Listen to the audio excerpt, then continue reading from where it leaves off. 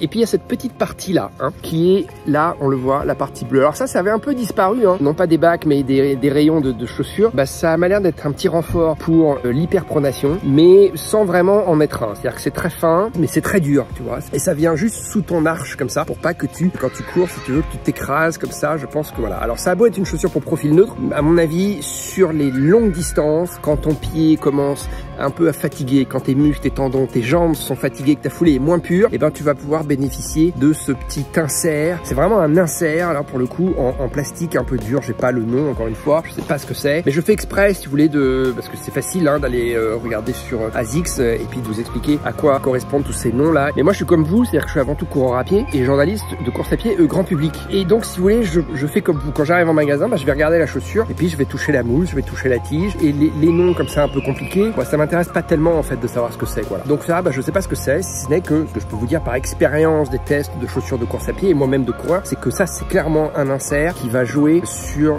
votre foulée, sur votre posée du pied quand vous allez être fatigué. Ces inserts comme ça en plastique dur, on les voit plus, ça n'existe plus. Il y a encore 20 ans, les marques inséraient voilà, des pièces de plastique dur, ça venait bloquer et ça venait contraindre un peu ton pied et c'était jamais hyper agréable. Attends, je vais remettre la casquette. Moi, je suis très triste parce que les Dodgers ont été éliminés des playoffs ici en baseball. Bon, pour ceux que ça intéresse, je suis pas sûr que ça t'intéresse vraiment le baseball, mais voilà. Alors en tout cas, pour revenir sur cette gel Nimbus 24. 24, ça en dit long, ça veut dire que c'est une chaussure mythique de chez ASICS, Mais c'est pas gênant si tu veux. Ça m'a pas du tout gêné, je l'ai pas senti. Je l'ai même pas vraiment remarqué quand j'ai mis la chaussure, quand je vais courir avec. C'est pas la première fois que je me rends compte qu'il y a cette pièce de plastique, mais quasiment si tu veux. Vraiment, c'est pas du tout gênant. Donc ASICS le dit, c'est une chaussure pour coureur profil neutre, mais on peut noter quand même ce truc-là. Ça veut dire quoi?